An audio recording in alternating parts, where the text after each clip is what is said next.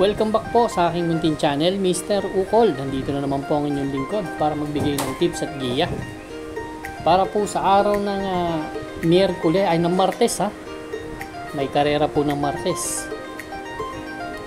7 karera tayo. October 28, 2025. Alas 5 ang start.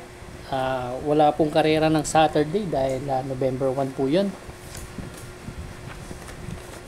Shoutout po Artemio Bobadilla, Francis Tunido, Jonathan Trinidad, Francis Bautista, Armando Pakingan, Danilo Terrado, Alberto Edwin, Raul Rivera, shoutout Fernan Mijares, Second Munsod, Prince Mar, Bulko ng Happy Sight, shoutout, at kay Noisky, shoutout sa inyo lahat. Hindi natin patatagalin. Start na po tayo.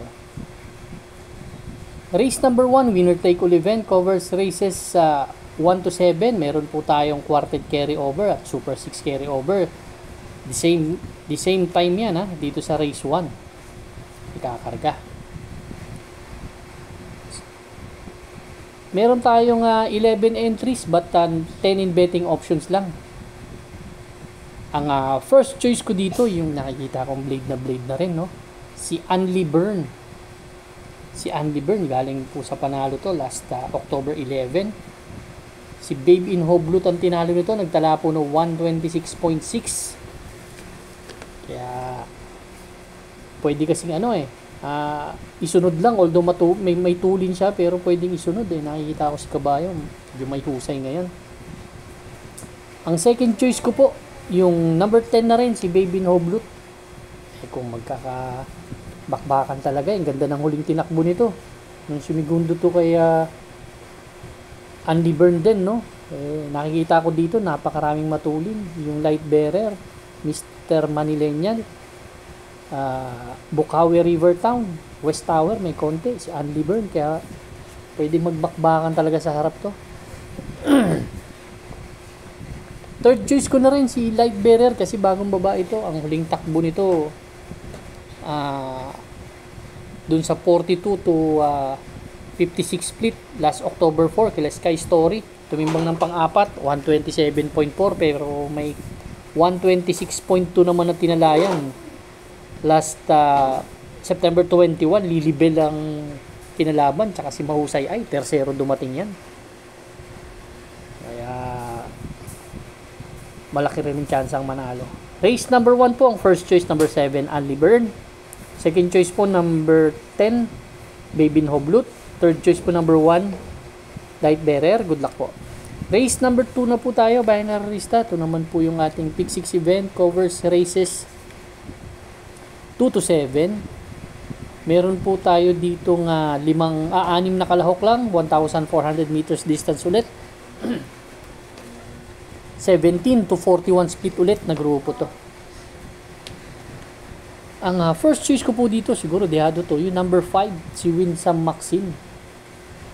Si Winsome Maxine, tumakbo na karaan, medyo bakbakan talaga sa harap, no?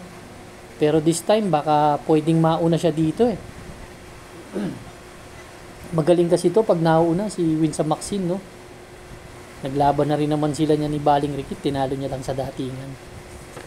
Yan po ang aking first choice. Second choice ko po yung number 4 na si Street Queen.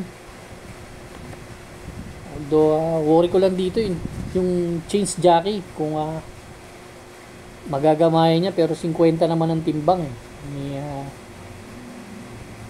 Street Queen. Yan si Street Queen, last October 19 lang tumakbo yan. Tersero dumating kila Great Angie, nagtala na 130.2. Third choice ko na rin, siguro lamado to dito, yung number 6, Baling Rikit. Sakay ni Tupe. Ito naman, batak na batak sa laban. Minsan, si segundo, tersero. Basta tumitimbang to palagi. May best time na 129.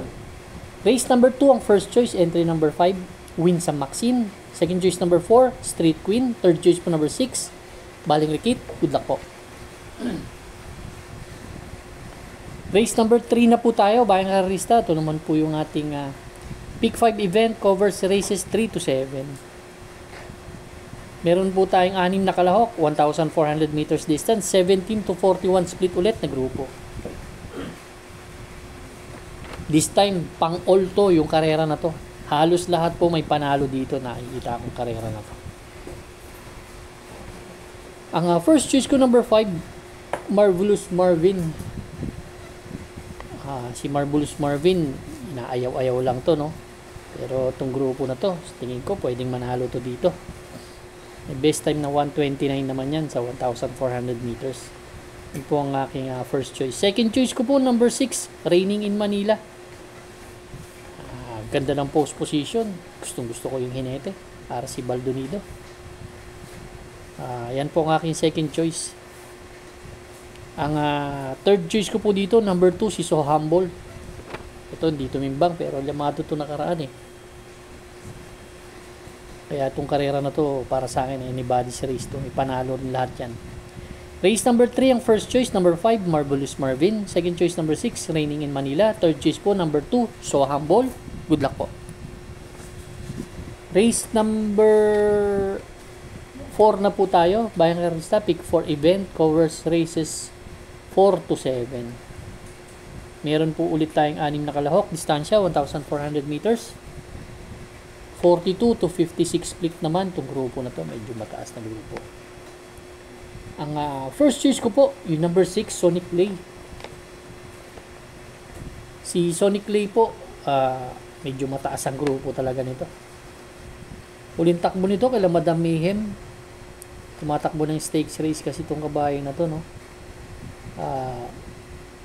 Last September 28, panlima dumating kila Madam Mayhem, kila Hey Jojo, 125 ang tinala. Isang may tuli ng kabayo yan.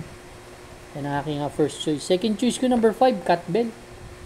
Gamay po ni Uno yan. May 1.25 rin na tinala nakaraan to. Kaya hindi pwedeng i-discount to si Cat Bell. Kasi nakikita ko matulin si Over Assuming, Diamond Power, tsaka si Sonic Lay. Baka mapabor kay Cat Bell. Nagbibigay akong third choice ulit. Number 4, Diamond Power. Para sa akin kasi, yung dalawang sunod na panalo nito, ipinapahiwatig na nasa kondisyon tong kabayo na to. Baka pwedeng madiskartihan ng maganda ni Onyok Garcia, kaya may panalo rin sa akin.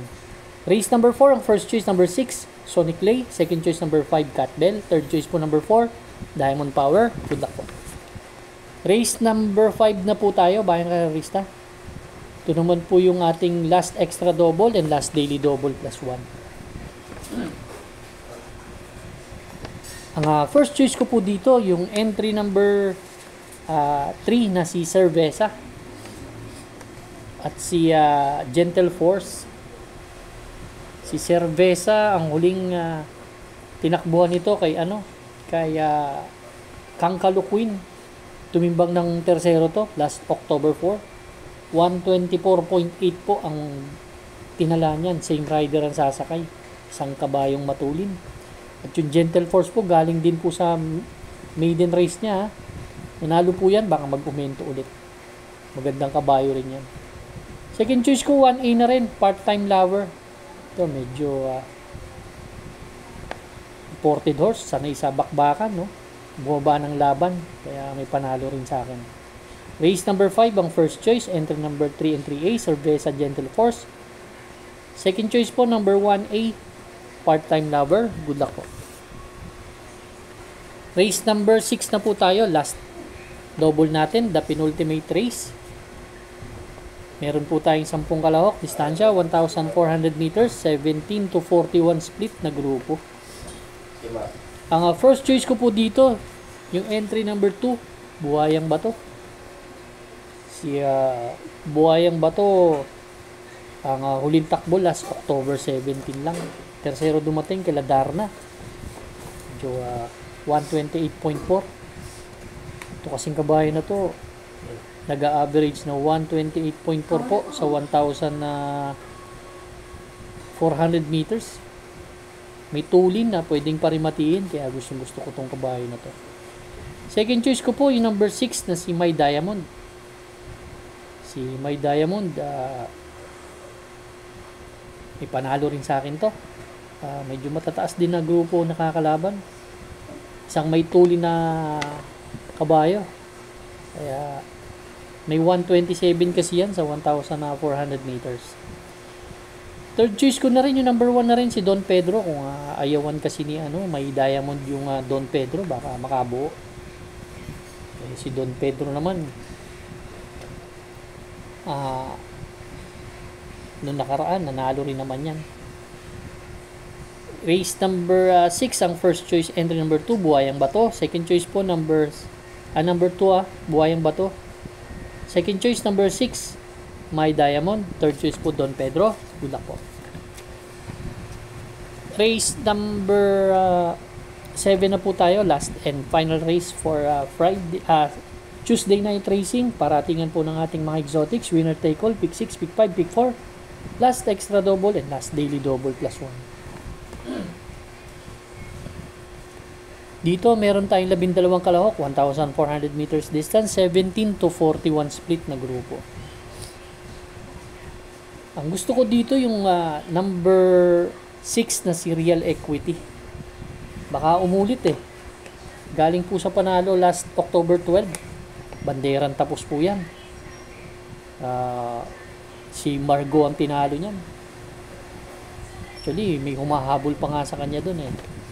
Pero tingin ko itong laban na to, although matulin yung Windstorm Tokyo Rumba, tingin ko hindi na kaya airin ito pag nilabas tong kabayo na to. So suluhin ko po entry number 6, Real Equity. Bahala na po kayo magdagdag dito sa last race. Good luck po, Bayang Erista. Maraming salamat po sa inyo walang sawang pagtangkilik sa aking munting channel. Good luck and stay safe.